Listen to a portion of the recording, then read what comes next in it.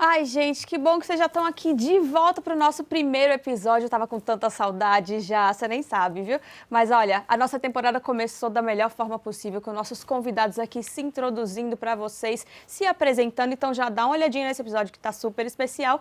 E agora nós temos o nosso primeiro estudo da lição. E hoje vamos falar sobre familiarizar-se com Deus. E olha só, o nosso trimestre tá especial porque vamos estar estudando como são os princípios e quais são os princípios da educação cristã. Então, para você acompanhar da melhor forma possível, já segue a gente nas nossas redes sociais, no nosso Instagram, @NTPlayOficial. Baixe o aplicativo do NT Play para você não perder nenhum episódio e também siga a nossa playlist que está nas nossas plataformas digitais, tá bom?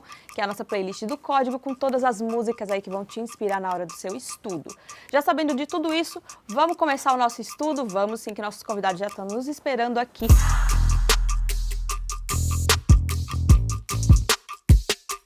Queridos convidados, sejam bem-vindos de volta! Valeu! Todo mundo tá bem? Tudo certo. De boas. Código aberto, Pandemic Edition. Pandemic, Historic. Vamos embora, então. Vocês sabem que nossa temporada tá super especial com esses convidados e vamos começar o nosso primeiro estudo. Mas antes, eu peço que a Fadu, você faz uma oração pra gente começar o nosso estudo? Com certeza. Oremos então? Vamos lá. Paizinho querido, a gente quer te agradecer, Senhor, por essa edição, por esses amigos, essa galera que a gente está se conhecendo melhor agora. Que nesse momento o teu Santo Espírito venha falar através de nós, venha agir através de nós, Senhor. Que as pessoas que estão em casa, que estão assistindo a gente agora também, possam entrar nesse Espírito e se sentirem tocadas por você, Pai. Que você seja a nossa luz maior durante todo esse estudo, durante toda essa lição, Pai. É isso que nós pedimos, nos dá sabedoria e entendimento também para algumas coisas que às vezes a gente não quer ver. É isso que nós pedimos em teu santo nome. Amém. Amém. Nosso primeiro estudo aqui, que a gente vai estar falando sobre familiarizar-se com Deus. Eu queria saber de vocês, gente, qual era a visão que vocês tinham de Deus quando vocês eram bem mais novos, assim?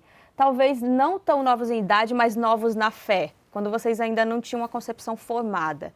Eu já vou adiantar que a minha, para vocês aí de casa, minha concepção de Deus é que ele era como meu pai, sabe? Eu olhava para meu pai e eu achava que Deus era como ele. E aí, nada contra o meu pai, te amo, pai. Mas era complicado, né? Porque eu sempre espelhava Deus nas ações do meu pai. Porque ele tinha aquela autoridade sobre mim, e eu sempre lia que Deus já tinha essa autoridade, que as pessoas temiam a Deus. Então, como era a visão de Deus para vocês aí, quando vocês estavam ainda iniciando a jornada espiritual de vocês? Quem quiser. Eu vou começar com a pior, né? Porque no episódio de introdução eu falei que meu pai era pastor de igreja pentecostal. Então, eu cresci com uma visão muito boa de Deus, mas também com uma visão de que se você não vai fazer isso, se você fizer isso, Deus vai te castigar. Ou então você precisa parar de fazer isso, porque Deus não gosta e você vai sofrer muitas consequências disso. Então, para mim, bem no comecinho, eu falo de idade, né? Que quando você é criança, tudo que falam pra você, você acredita. Porque você é criança, você tá no mundo agora e você começa a saber agora o que tá acontecendo. Então, eu tinha, pra mim, essa era a minha visão de Deus, sabe? Um Deus que, se você fizer isso, eu vou castigar você. Você não pode fazer isso. Você precisa fazer dessa forma, porque senão você não vai viver bem, porque senão você vai morrer. Então, tipo, era um Deus muito tirano pra mim. E eu fui crescendo, e à medida que eu fui crescendo, eu fui descobrindo umas coisinhas que não era exatamente assim. É também, mas não é dessa forma como na minha cabeça funcionava. Entendo. E Gustavo, para você, como era Deus nesse período aí? Eu tava pensando aqui, e eu acho que desde quando eu bem molecão, eu acho que eu encarava Deus como tipo o gênio da lâmpada, manja? A hora que eu precisava, só a hora que eu precisava eu ia lá, orava, pedia alguma coisa assim, e depois eu esquecia, enfim, fingia que não tinha, ou eu não tinha um relacionamento, do relacionamento da palavra, né, de querer estar junto, de querer conviver, de querer compartilhar problema, compartilhar as bênçãos, compartilhar tudo. Quando era menor e era mais imaturo, acho que nessa parte espiritual, eu tinha essa vibe de gênio da lâmpada. Ó Deus, tô precisando de tal. Aí eu esfregava a lâmpada. falava com ele, aí esperava, se não dava, Deus não tá me ouvindo, Deus não me ama, Deus não me quer, aquela coisa bem do começo mesmo. Graças a Deus hoje, né, eu tenho uma compreensão um pouco melhor do que quando eu era mais criança. É interessante, né? Porque a lição ela já introduz esse tema pra gente, nos levando a refletir sobre a importância, né, de entender Deus, como ele é, como ele se apresenta e, melhor, que tipo de Deus ele é. E a gente vive numa sociedade que é intelectual, que preza pelo intelecto, né? E abertamente essa sociedade, ela rejeita essa cosmovisão bíblica de como Deus se apresenta. Então, assim, Luz, qual é o maior engano para você que a sociedade ensina pra gente hoje? Quando a gente parte do princípio bíblico, a gente entende que Deus ele se apresenta pra gente e só por isso a gente sabe dele. Eu acho que é Heschel que fala em Deus em Busca do Homem, que ele vai falar que a gente só sabe que Deus existe porque Deus se apresentou pra gente e é isso. E querendo ou não, por mais que a nossa sociedade ela tente se afastar muito do conhecimento religioso e espiritual, a religiosidade e a espiritualidade ela está na natureza humana. Mesmo os cientistas ateus admitem isso, né? Que a espiritualidade ela está nos nossos atos mais simples, como casar ou até mesmo na época eles falam muito dos homens das cavernas, né? Não é o que a gente acredita, mas quando eles falam que o próprio ato de caçar, enfim. Então, acho que o maior engano da sociedade hoje é a gente achar que todo conhecimento vai partir da nossa própria razão. Eu não estou dizendo aqui, pelo amor de Deus, que o conhecimento científico não é importante. Eu acho que o conhecimento científico, eu não só acho, como eu acho que a Bíblia dá indícios disso também, o conhecimento científico também é uma coisa que Deus nos deu para que a gente consiga viver, faz parte da imagem dele em nós, né, explorar e conhecer e tudo mais. Mas eu acho que o maior engano é que a gente, muitas vezes, nessa intelectualidade toda, a gente perde a nossa humildade diante da grandiosidade do universo. E principalmente da grandiosidade de quem é Deus que criou esse universo. É muito louco que fala que o que o Tim falou, que fala que o homem é meio que o fim dele mesmo, né? Se eu não compreendo, não existe. E cara, que pensamento mais mesquinho, que pensamento mais absurdo esse, né? Que eu sou o fim da minha razão. Então, assim, se eu não consigo entender, se eu não consigo comprovar, aquilo não existe. E o maior engano é o que o Tim falou, é fazer isso que, cara, se tá fora da minha compreensão, fora da minha razão, não existe, eu não consigo comprovar, então é balela. E tá escrito na Bíblia. Continuou aí a puxar esse gancho que o Jonatas abriu pra gente, por que então que apenas com conhecimento intelectual, porque só com ele eu não consigo me familiarizar com Deus? Se eu depender só do meu intelecto, por que isso não me leva diretamente para Deus? Isso mesmo. Porque, cara, o relacionamento com Deus, quando você vai pra Bíblia e quando você vê, sempre é o que o Jonatas falou, é Deus em busca do homem, só que muitas vezes o homem foge, e o homem muitas vezes fugiu de estar da presença de Deus. E a esfera que nós estamos trabalhando, que é a esfera espiritual, ela fica além de muitas das nossas experiências empíricas, da gente querer comprovar cientificamente, do que querer provar por A mais B que foi assim. E muitos cristãos às vezes caem no erro, e caem na cilada, né, de querer comprovar, explicar milagre por razões científicas, por aconteceu isso, aí desencadeou isso, aí foi A por A mais B. Quando a gente acessa e quando a gente busca Deus, e Deus está ali querendo falar com a gente o tempo todo, a gente entra num âmbito que é de experiência, é um âmbito de relacionamento, é um âmbito subjetivo, muito mais do que um objetivo de você comprovar e olhar e conseguir mostrar o resultado de alguma coisa para alguém. Então, as pessoas querem conhecer Deus, mas sem se relacionar com eles, querem observar de fora como um cientista olhando para dentro de um microscópio, olhando lá o que está acontecendo, sendo que a gente tem que, né, buscar isso de forma interior, a gente tem que buscar esse relacionamento, e é o que falta. A lição, ela trouxe muito essa questão da dúvida, né? E o ser humano, ele naturalmente é um cara cheio de dúvidas, é uma menina cheia de dúvidas, né? E que bom que o relato bíblico, ele permite que existam essas dúvidas mesmo. E muitas das vezes ele induz a gente a realmente estar com dúvidas. E a gente começar a pensar, né? Começar a refletir no que é que a palavra quis dizer. E, Fadu, a gente viu que o texto dessa semana focou em Jó 22, né? Cara, o livro de Jó é espetacular, tremendo, um livro realmente de sabedoria. Eu sei que o Luz ama, ele já fez alguns textos, né, Luz, sobre Jó, o livro de Jó. E, cara, a gente encontra aí uma narrativa em que anjos e homens, tudo gira em torno de dúvida. Será que Deus é realmente justo? Será que a justiça divina realmente ela é melhor? Será que a gente não consegue, nós mesmos não conseguimos nos levar adiante e tal? E eu gosto muito dessa reflexão que a gente tem aí. E quando a gente pega a perspectiva divina para a gente entender as coisas, parece absurdo para a nossa perspectiva humana, né?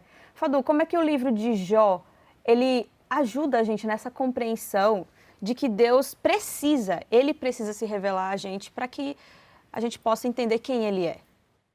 Então, quando a gente ouve falar sobre Jó, a gente automaticamente liga ele a uma pessoa de muita bondade, né? Muita fé, um homem muito justo que viveu aqui na Terra, né? Então, quando aconteceu tudo o que aconteceu com Jó e ele não sabia o que estava acontecendo, quando a gente lê isso, a gente fala, ok, mas ele era um homem bom, ele era uma pessoa correta, justa perante Deus, e por que tudo isso acontece com ele, sabe?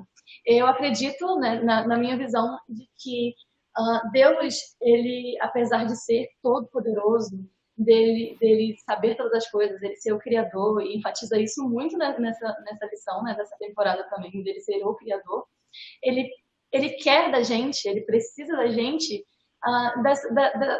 da bondade de ser correto. Ele fala lá, o último versículo, ele fala que é de Jó 21 ao 30, né? E no último, ele fala que a bondade vai vir e que através do que as pessoas vão ver da nossa bondade, através do que a gente pede a Deus pelos outros, vai acontecer. E eu até tinha notado que é sobre a oração intercessória e sobre o testemunho também. Entende? Às vezes eu sou muito bom, e se alguém olha isso em mim e vê isso em mim e fala, poxa, aquela pessoa é muito boa, e o que age através daquela pessoa? E aí, quando a pessoa vai pegar na nossa essência, é o que a gente tem, que é Deus, que é a bondade, né? O estar perto dele, ter a comunhão, e ele colocou também no início, bem no comecinho, ele fala que para a gente se sujeitar a Deus, mas a tradução vem de se familiarizar. E a partir do momento que você se familiariza, você conhece, você tem uma proximidade. Então, as pessoas que veem que você já é familiarizado com Deus e com essa bondade, né, de Deus, apesar da situação que esteja acontecendo ao redor, elas já acabam percebendo que existe uma coisa diferente ali, que existe, e que através daquilo ali elas podem também ter essa coisa familiar mais com Deus, de conhecer, de saber a essência. Você tocou num ponto aí que a gente precisa discutir realmente, porque tanto foi discutido pelos próprios personagens na narrativa, né? Cara, como é que Jó pode ser bom e receber todos esses castigos? Mas, Luz, a gente vê que o livro todo, do começo ao fim, não é sobre o que o homem acha de Deus, mas como Deus se apresenta para o homem.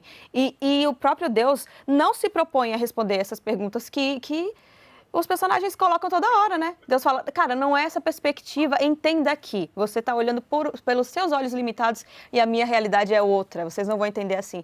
Como é que Deus se mostra para Jó aí, respondendo as dúvidas que ele nem tinha perguntado? Gente, eu acho fantástico no livro de Jó isso. A gente, igual a Fadu falou, a gente fala muito do livro de Jó e às vezes a gente vai falar, a gente só lembra do início e do final, que é quando tem a parte de história. Mas o livro inteiro, ele é uma discussão sobre Deus. E igual a lição faz questão de destacar, mesmo nas opiniões equivocadas dos amigos de Jó, a gente consegue achar preciosidades de sabedoria. E no final das contas, Deus vira para Jó e, assim, eu lembro que a primeira vez que eu vi isso, que eu li o texto que eu percebi, eu falei assim, gente, Deus está basicamente falando assim, amiguinhos, calem a boca, que vocês não sabem o que vocês estão falando. Mas Deus fica do lado de Jó. E você falou uma coisa que é muito importante.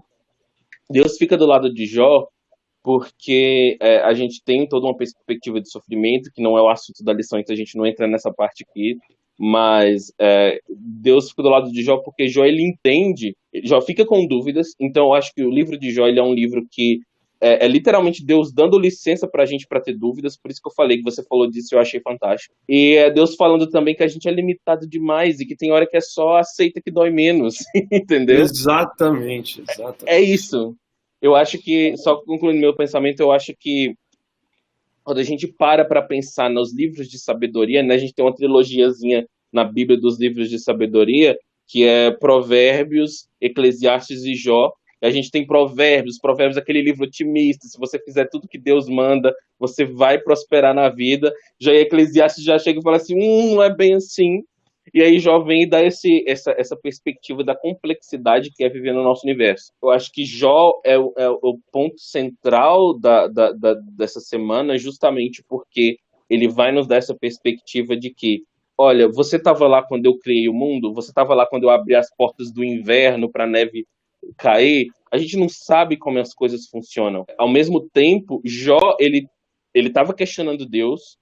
Ele estava lá falando, olha, assim, eu não sei por que está rolando isso comigo, eu não sei por que você está fazendo isso comigo, mas Deus vai lá e ele se apresenta. E eu acho que o fato de Deus se apresentar, mesmo ele não dando uma resposta, significa que Deus, ele é um Deus que procura se relacionar com a gente, mesmo que nem sempre ele consiga. Na verdade, não é que ele não consiga, ele conseguiria, mas a gente não entenderia. Nem sempre a gente conseguiria entender o que ele tem para explicar. Então a Bíblia, ela apresenta uma perspectiva de o próprio verbo conhecer no hebraico, né, que é o verbo yadá, ele vai trazer essa perspectiva que não é só de conhecimento intelectual, é o que o Gu falou, é o conhecimento de experiência. Então Jó, ele tinha certeza que Deus existia, ele tinha certeza que Deus era justo, ele só não estava entendendo o que estava acontecendo com ele, por que aquilo estava acontecendo. Ele não entendia aquilo porque a teologia deles naquela época era essa. Você faz e aqui você paga. Deus vai te punir, Deus vai te castigar, mas Deus vai te abençoar. E Jó, ele sabia tudo que estava acontecendo com a vida dele e na cabeça dele não fazia sentido. Veio de contra a cosmovisão de um Deus que castiga, mas ele não tinha feito nada para ser castigado. E aí ele fica nesse dilema. E o da hora é que a gente fica pensando, né, se a gente for para pensar, e justamente sobre isso que nós não vamos obter todas as respostas aqui nessa vida, para a gente estar buscando, Jó provavelmente morreu, sem saber o porquê tinha acontecido tudo aquilo com ele. A gente sabe porque a gente lê a Bíblia. Imagina um dia lá no céu, Deus vai chegar para Jó, senta aqui que eu tenho que te contar uma coisa, cara. Que, olha só, tudo que aconteceu aqui, ó, ele vai explicar tudo, isso é muito louco. Muitas vezes a gente vai morrer sem as respostas que a gente mais queria, mas a gente tem que ter também a confiança de que Deus está no comando de todas as coisas, Ele é soberano. É por isso que devemos ser educados por Ele, né? Pelo nosso Criador. Porque se a gente continuar com a nossa visão limitada, querendo explicar todas as coisas pelo que a gente consegue enxergar, pelo preto no branco, a gente vai sempre cair em erros. Porque a verdade, meus amigos, é que a nossa realidade que a gente vive é complexa demais. Não existe preto no branco, nada é extremamente óbvio. Então a gente realmente tem que entender que vai além da nossa capacidade como seres humanos de entender o que está acontecendo ao nosso redor. Mas o bom é que a palavra de Deus, a palavra viva, né, ela nos concede esses mecanismos para que todos os dias a gente vá se aperfeiçoando, chegando mais próximos de Deus. E Ele mesmo se apresenta, Ele mesmo está do nosso lado, buscando trazer a gente para perto dele de novo, se explicar no que Ele deve se explicar, o que Ele também acha que não é necessário, Ele não explica. E tá tudo bem, você consegue viver se você confiar e depender inteiramente desse Deus. Cara, a gente tem um estudo aí muito gostoso para fazer durante essas 13 lições. A gente está só começando, então já vou repetir. Continua seguindo essa galera massa aqui nas redes sociais. Continua seguindo também o NT Play, porque a gente vai conversar bastante sobre os próximos temas, tá bom? Então, Gustavo, você termina fazendo oração para a gente? Com certeza. Vamos lá. Ai, Pai querido, como é complicado às vezes a gente tentar entender muita coisa da nossa vida que a gente foi ensinado a vida inteira que tudo tem uma explicação, tudo tem uma causa, tudo tem um efeito, e de repente aparece coisas na nossa vida que não fazem o menor sentido, e a gente tenta achar uma solução, uma explicação, e a gente às vezes não consegue. A gente está aqui humildemente pedindo que o Senhor nos dê essa paciência, que o Senhor nos dê essa sabedoria e discernimento, para entender que algumas coisas ocultas vão permanecer ocultas até o fim dos tempos, e outras coisas cabe a ti somente a ti no momento certo. Que a gente tenha essa sabedoria, esse discernimento e principalmente essa paciência de saber te ouvir, e que a gente saiba que independente do que a gente sente, do que a gente possa sentir, que a gente tenha certeza da tua presença constante ao nosso lado.